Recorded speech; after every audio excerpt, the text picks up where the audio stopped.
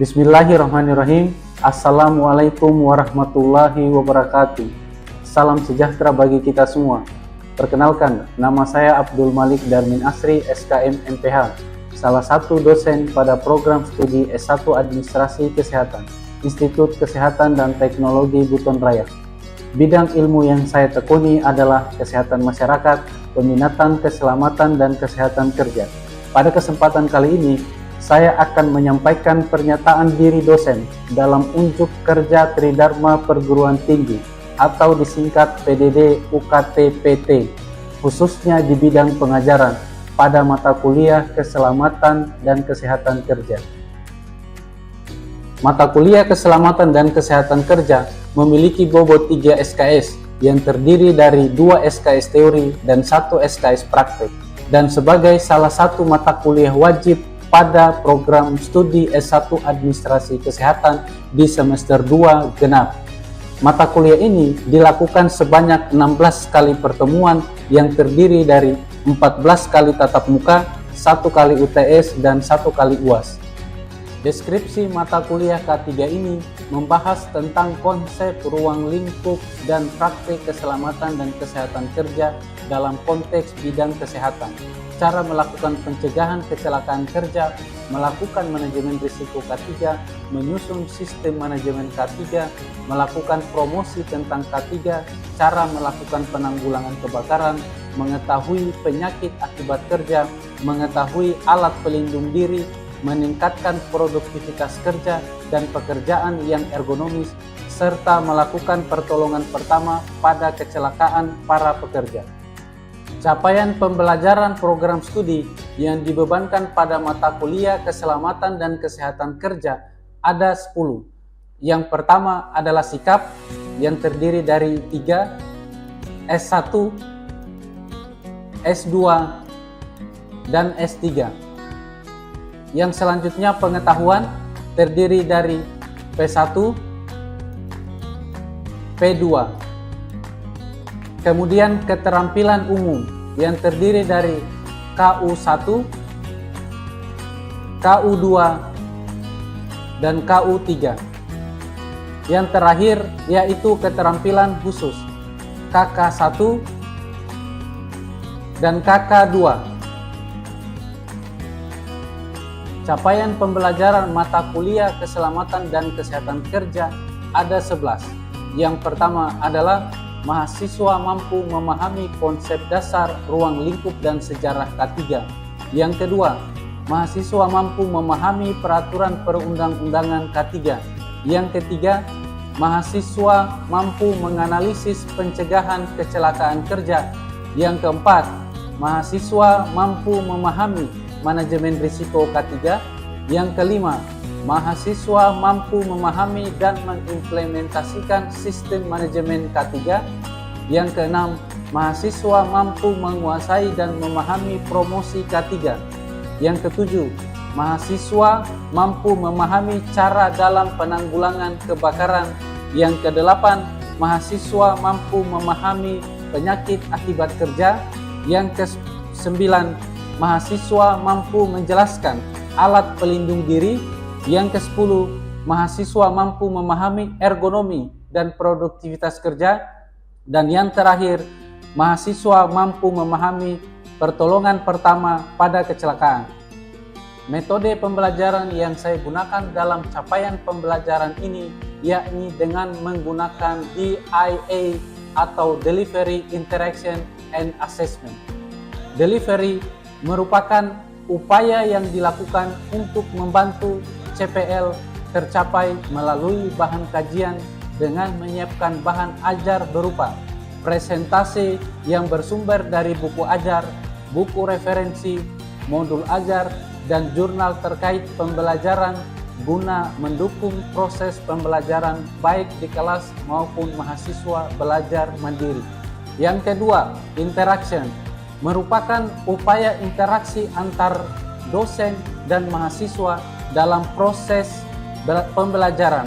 Beberapa metode yang saya gunakan antara lain kuliah tatap muka, diskusi interaktif, problem based learning, dan yang terakhir adalah video based learning. Dan yang ketiga adalah assessment, merupakan proses penilaian pembelajaran, mengevaluasi apakah capaian pembelajaran telah tercapai sebagaimana mestinya dalam pelaksanaan dan proses pembelajaran. Asesmen yang dilakukan tentunya sudah disepakati bersama mahasiswa dalam kontrak perkuliahan dan tertuang dalam RPS dengan prinsip edukatif, otentik, objektif, akuntabel, dan transparan yang dilakukan secara terintegrasi. Adapun bentuk asesmen dalam mata kuliah keselamatan dan kesehatan kerja terdiri dari 1. Tugas individu 10%, 2. Tugas kelompok 10%, 3. Kuis 10%, 4. Keaktifan 10%, 5. Kehadiran 15%, 6. UTS 20%, 7. UAS 25%. Besar persentase dalam bentuk penilaian ini telah disepakati bersama mahasiswa pada saat kontrak perkuliahan pada tatap muka yang pertama. Baiklah, demikian informasi umum dari mata kuliah keselamatan dan kesehatan kerja. Selanjutnya, saya akan melakukan salah satu bentuk pengajaran tatap muka di dalam kelas pada pertemuan ke-10 dengan sub CPMK ke-7, yaitu mahasiswa mampu memahami cara dalam penanggulangan kebakaran dengan metode yang pertama kuliah tatap muka, yang kedua diskusi interaktif, yang ketiga problem based learning, dan yang terakhir video based learning. Selanjutnya saya akan menampilkan proses pengajaran yang saya lakukan pada mata kuliah keselamatan dan kesehatan kerja. Selamat menyaksikan. Bismillahirrahmanirrahim. Assalamualaikum warahmatullahi wabarakatuh. Waalaikumsalam warahmatullahi wabarakatuh. Selamat pagi semua. Pagi, Pak. Bagaimana kabarnya hari ini? Baik, Pak. Oke. Apakah tugasnya sudah dikerjakan semua? Sudah, Pak. Ada kendala enggak dari tugasnya? Alhamdulillah tidak ada, Pak. Baik. Sebelum kita memulai perkuliahan pada pagi hari ini, terlebih dahulu seperti biasa kita berdoa menurut kepercayaan dan keyakinan masing-masing. Berdoa dimulai. Berdoa selesai. Oke, baik. Sebelum kita memulai pembelajaran pada hari ini, terlebih dahulu saya memastikan kehadiran dari adik-adik sekalian. Untuk itu saya absen ya. Yang pertama, Asti, Rina, Waode Abdilia, Dela Adelia. Sakit. Baik, pada hari ini kita memasuki pertemuan ke-10 yaitu sub CPMK ke-7, yaitu tentang bagaimana cara penanggulangan kebakaran.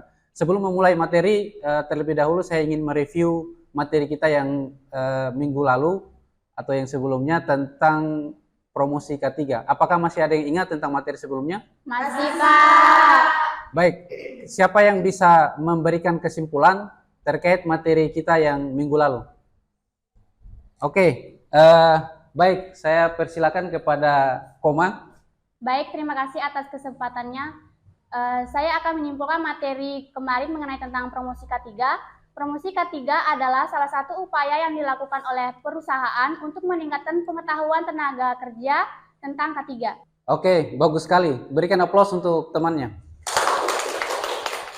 Oke, pada hari ini kita masuk pada materi kita tentang penanggulangan kebakaran. Sebelum memulai, apakah ada yang pernah mendengar atau mengetahui tentang penanggulangan kebakaran? Ada, Pak. Baik, kira-kira siapa yang bisa? Saya, Pak. Ya, silakan. Penanggulangan kebakaran adalah suatu pencegahan kebakaran. Oke, bagus sekali. Berikan aplaus untuk temannya. Benar sekali ya, apa yang disampaikan temannya tentang penanggulangan kebakaran pada dasarnya yaitu untuk bagaimana bisa mencegah kebakaran agar tidak terjadi. Baik, untuk selanjutnya kita masuk ke materi. Sebelum memulai materi pada hari ini, kita lebih dahulu kita bahas tentang tujuan umum dan tujuan khusus materi kita. Yang pertama adalah tentang tujuan umum, mahasiswa mampu memahami cara dalam penanggulangan kebakaran. Yang untuk tujuan khususnya yaitu memberikan penjelasan tentang fenomena dan teori api. Jadi kita akan pelajari tentang fenomena dan teori api itu seperti apa. Dan yang kedua adalah tentang sistem proteksi kebakaran juga akan saya jelaskan. Nanti ada beberapa tentang sistem proteksi kebakaran dan itu mudah-mudahan bisa kalian pahami kalau untuk di lingkungan kerja nantinya. Dan yang ketiga adalah klasifikasi kebakaran. Ada beberapa klasifikasi tentang kebakaran itu jenis-jenisnya seperti apa. Dan yang selanjutnya adalah metode pemadamannya. Bagaimana sih cara kita melakukan atau cara-cara untuk memadamkan api tersebut. Yang selanjutnya adalah prinsip penanggulangan kebakaran. Ada beberapa prinsip juga yang akan saya jelaskan. Dan yang terakhir adalah pencegahan kebakaran. Ini pencegahan kebakaran ini akan saya tampilkan video untuk kemudian mengetahui proses bagaimana cara mencegah kebakaran itu agar tidak terjadi. Oke, baik. Selanjutnya kita masuk kepada pembahasan yang pertama tentang fenomena dan teori api dan kemudian tentang sistem proteksi kebakaran. Yang pertama kita bahas dulu tentang fenomena dan teori api. Apa itu api? Gitu. Secara definisi jelas bahwa api itu adalah suatu proses kimia, yaitu proses oksidasi cepat yang menghasilkan asap, panas, dan cahaya. Pada dasarnya api itu ada 3 unsur yang kemudian ada. Yang pertama itu adalah asap, kemudian ada panas, dan kemudian ada cahaya. Itu yang disebut dengan api. Dan selanjutnya, kalau apa itu kebakaran? Yang dimaksud dengan kebakaran adalah api yang tidak dikehendaki dan tidak dapat dikendalikan. Kalau kita pahami bersama bahwa api itu korek api itu masih bisa dikategorikan api, bukan kebakaran. Kalau yang sudah dimaksud dalam konteks kebakaran, yaitu berarti sesuatu yang kemudian sudah tidak bisa kita kendalikan. Gitu. Karena konteksnya itu besar sekali. Sudah bisa dibedakan ya apa itu api, apa itu kebakaran? Oke, baik. Selanjutnya kita masuk di slide selanjutnya tentang teori segitiga api. Jadi pada dasarnya dalam teori segitiga api dijelaskan di sini bahwa ada 3 unsur yang memenuhi kategori yang dimaksud dengan api. Ada oksigen, ada panas, dan ada bahan yang mudah terbakar di situ. Jadi ketiga unsur ini menjelaskan bahwa apabila salah satu unsurnya tidak ada, maka tidak akan terjadi yang namanya api. Misalnya dalam bahan yang mudah terbakar, apabila ada oksigen di situ dan ada panas, tapi tidak ada bahan yang mudah terbakar, maka tidak akan terjadi itu yang namanya api atau kebakaran itu tadi. Paham sampai di sini? Paham. Baik.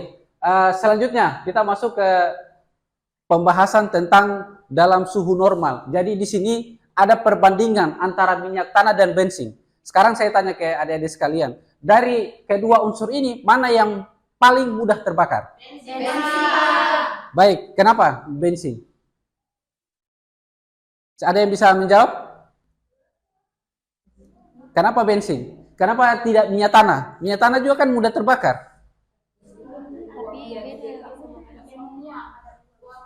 Ada uapnya, benar sekali ya yang disampaikan dengan teman.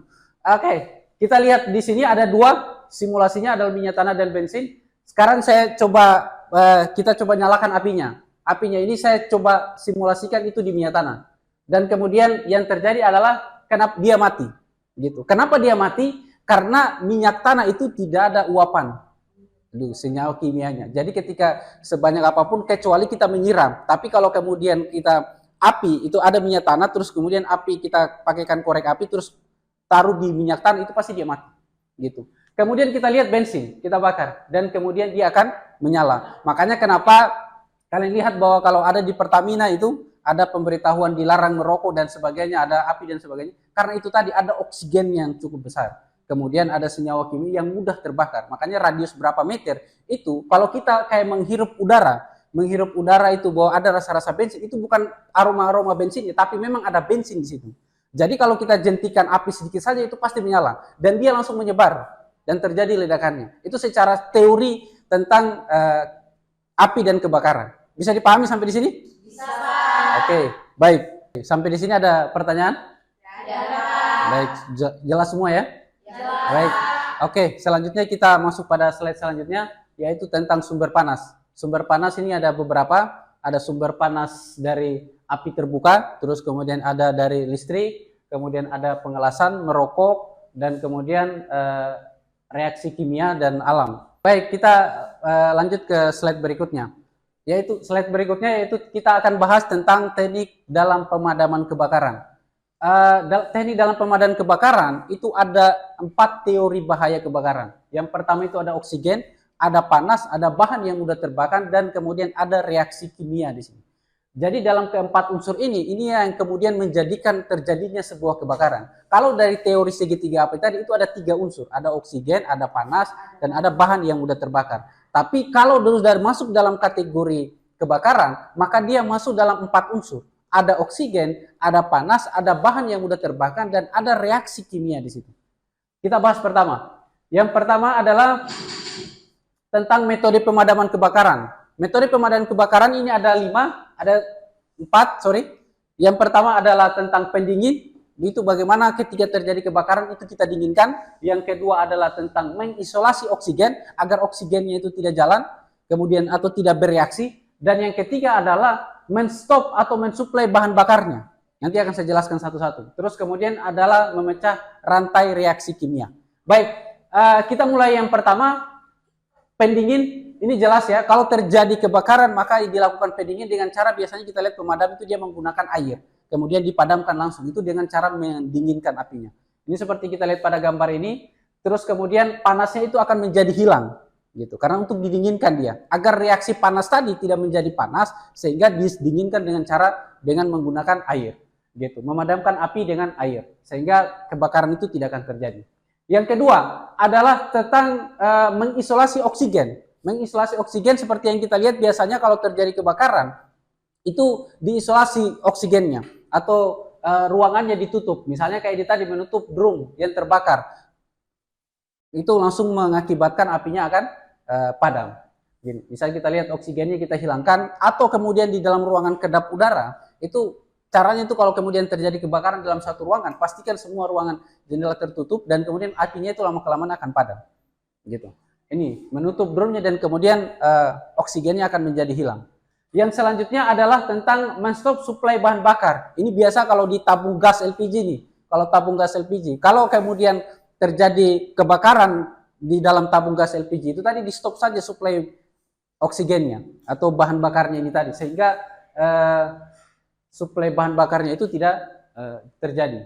Dan yang terakhir adalah memecah reaksi kimia. Reaksi kimia ini salah satu unsurnya yang menyebabkan terjadi kebakaran. Jadi kalau ketiga unsur ini kemudian dihilangkan, maka kebakaran itu atau api itu tidak akan terjadi. Oke, sebelum saya lanjut pada slide selanjutnya, ada yang mau ingin ditanyakan? Ya, Pak. Ya, silakan. Bagaimana cara pencegahan kebakaran yang disebabkan oleh korslet listrik, Pak? Baik, bagus sekali pertanyaannya ya. Oke, saya akan jawab pertanyaan ini terkait dengan bagaimana ketika kebakaran itu yang disebabkan oleh listrik, gitu ya, kurang lebih seperti itu. Pada dasarnya, dari dalam salah satu unsur yang menyebabkan terjadinya kebakaran itu adalah korsleting listrik. Sehingga untuk bisa memadamkan, pertama matikan aliran listrik terlebih dahulu untuk bisa memadamkan api itu. Karena kunci terjadinya korsleting listrik itu atau terjadinya kebakaran yang disebabkan oleh listrik itu adalahnya ada aliran listrik di situ.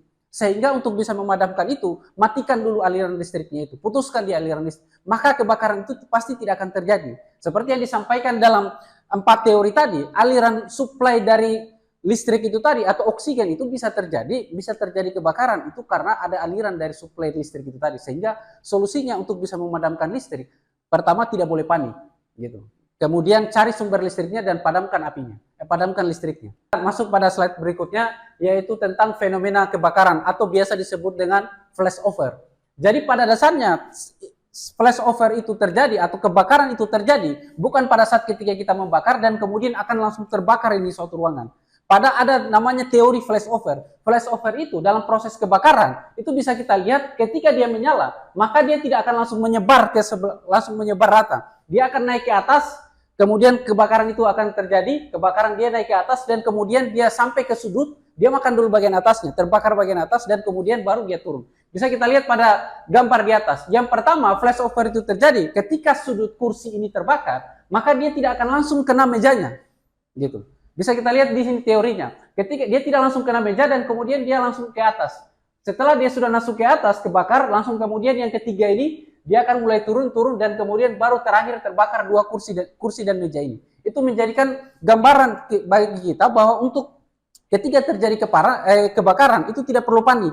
Gitu. Ketika terjadi kebakaran itu tadi yang harus kita lakukan terlebih dahulu adalah bagaimana kemudian caranya memadamkan api. Karena secara teori flashover ini menjadikan gambaran bahwa teori kebakaran itu dia tidak langsung menyebar kepada merata, tapi dia akan naik ke atas. Dalam kondisi itu di dalam ruangan, apabila ada udara atau angin yang kemudian menghirup, itu baru kemudian terjadinya pemerataan dalam kebakaran. Simulasinya yang pertama itu yang terjadi kebakaran itu adalah di sudut sana.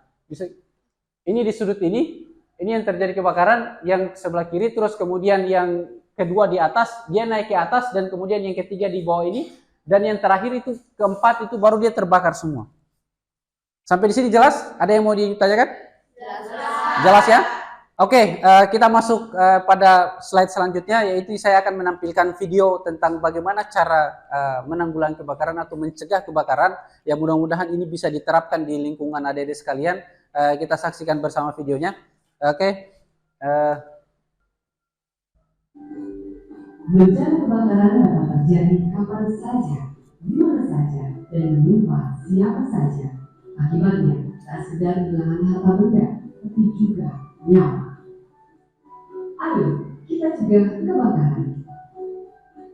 Api dekat dengan kita. Jalan kecil jadi kawan. Udara sebagai zat oksidasi, dan panas sebagai pemicu atau penghasil panas. Pertama, udara dapat dihilangkan dengan melakukan pengisolasian.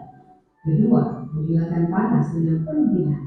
Ketiga, bahan atau material dapat dibatasi dengan pemisahan atau pengurangan. Pada intinya, api akan padam jika salah satu unsur pembentuk api dihilangkan. Penyebab kebakaran tertinggi salah satunya akibat kelebihan beban listrik. Beberapa kesalahan kita dalam menyalakan listrik di rumah diantaranya akibat adanya arus pendek, penumpukan stop kontak, pemakaian listrik yang berlebihan beban, adanya kabel bocor, peralatan listrik yang tidak standar, modifikasi sekring atau PCB, adanya penyambungan yang buruk. Jadikan listrik sebagai kawan dengan cara tidak meninggalkan peralatan listrik seperti setrika, kipas angin, penahan nasi dalam kondisi menyala atau terhubung pada saklar listrik. Tidak melakukan penggantian sekring memutus arus peralatan listrik yang tidak standar. Modifikasi sekring atau PCB, adanya penyambungan yang buruk. Jadikan listrik sebagai kawan dengan cara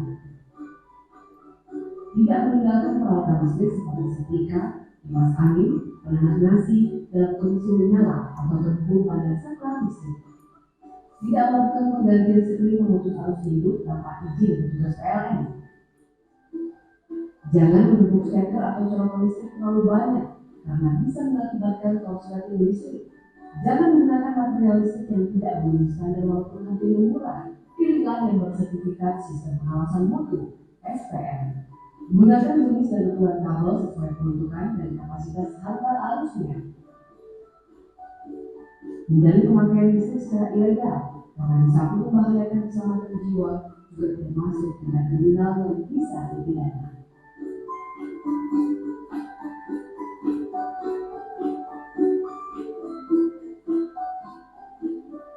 Alat pemadam untuk benda yang terbakar dan kamu basah secara perlahan. Lalu, lakukan isolasi oksigen dengan menepuk karung sampai benar-benar tidak ada kontak udara. Angkat karung perlahan dengan tangan melindungi di balik karung. Jangan membuka karung benar-benar tubuh kita. Bila api tidak mau padam, gunakan karung untuk melindungi tubuh kita.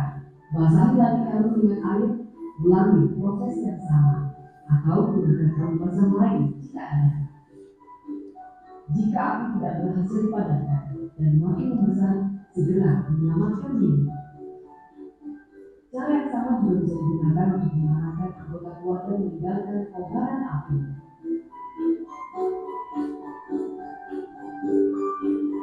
Baik, saya pikir itu ya videonya terkait bagaimana cara menanggulangi atau mencegah kebakaran secara sederhana. Ada tadi dari manual, minimal pencegahan itu kita lakukan dari sedini mungkin dengan cara memastikan arus listrik kita dengan baik, korsleting agar tidak terjadi korsleting, dan kemudian ketika terjadi kebakaran yang masih bisa kita kendalikan, maka kita kendalikan. Tapi kalau sudah di luar dari kendali kita, maka sebisa mungkin kita mengevakuasi atau menyelamatkan diri. Baik, selanjutnya kita masuk ke studi kasus. Studi kasus ini kita bahas, ini ada beberapa banyak kasus yang terjadi di rumah sakit, banyak sekali terjadi di seluruh Indonesia. Ini ada kasus yang pertama adalah di RSKD Dadi Makassar, itu terjadi di tahun 2021, dan yang kedua adalah kasus yang terjadi di Rusia. Dokter tetap melanjutkan operasi. Dalam studi kasus kali ini saya minta tanggapan atau bagaimana adik-adik bisa memberikan solusi dari kedua kasus ini. Kira-kira bagaimana caranya agar kita bisa mencegah kebakaran dari kasus korsleting listrik ini tadi, dan yang kedua adalah bagaimana kemudian kita bisa tetap melaksanakan pekerjaan dengan situasi kegawat daruratan atau terjadi kebakaran. Oke, saya persilakan kepada adik-adik semua. Kira-kira ada yang bisa memberikan solusi dari kedua studi kasus di atas? Saya persilakan. Ya, silakan. Menurut saya terkait studi kasus yang ada di slide, yang pertama itu periksa instalasi listrik secara berkala, yang kedua hindari beban berlebih, dan gunakan peralatan listrik berkualitas, yang terakhir lakukan pemeriksaan secara rutin. Bagus sekali ya jawaban dari temanmu tadi, sudah benar. Kira-kira ada lagi yang bisa memberikan tanggapan atau solusi dari kedua kasus di atas? Atau sudah sepakat semua dengan apa yang disampaikan oleh temanmu tadi? Sepakat, Pak. Ya, bagus. Alhamdulillah. Beri aplaus untuk kita semua. Ya, tibalah kita pada akhir pertemuan pada hari ini. Terlebih dahulu saya akan coba merefleksi pembelajaran kita pada hari ini. Kira-kira ada yang bisa menyimpulkan dari materi kita? Saya persilakan. Ya, saya persilakan ke Dian terlebih dahulu. Baik, kesimpulan dari prinsip penanggulangan kebakaran, yang pertama itu mencegah penyalaan, terus yang keduanya pemadaman pada tahap dini, yang ketiganya mencegah api tumbuh besar, evakuasi manusia dan barang pengendalian asap, yang keempatnya mencegah penyalaan serentak, yang kelimanya mencegah perempatan api ke lain area, dan yang terakhir pendinginan lanjut, mencegah backdraft di ruang tertutup. Mungkin itu saja, Pak. Baik, terima kasih. Berikan aplaus untuk temannya. Ada lagi yang bisa memberikan kesimpulan pada materi kita pada hari ini? Ya, silakan, Nur Farista. Ada 4, ada pendingin, menstruasi tiga, besok suplai bahan bakar, dan mencegah rantai reaksi. Ya, benar sekali ya. Berikan aplaus untuk Nur Farista. Baik, selanjutnya saya akan memberikan tugas kelompok. Pada tugas ini kita akan bagi 3 kelompok, yaitu tentang pencegahan kecelakaan kerja. Tugas ini dibuat dalam bentuk makalah dan kemudian dibuat dalam PPT atau PowerPoint dan akan dipresentasikan minggu depan. Adik-adik disilakan mencari kasus kecelakaan kerja di industri ataupun di rumah sakit dan kemudian diberikan solusi bagaimana solusi dalam mencegah kecelakaan kerja tersebut. Saya pikir demikian yang perlu saya sampaikan. Mudah-mudahan materi kita pada hari ini bisa memberi manfaat bagi kita semua dan yang paling penting adalah bisa diterapkan di kehidupan sehari-hari. Saya pikir demikian, saya akhiri dengan ucapan billahi taufiq wal hidayah. Wassalamualaikum warahmatullahi wabarakatuh. Waalaikumsalam.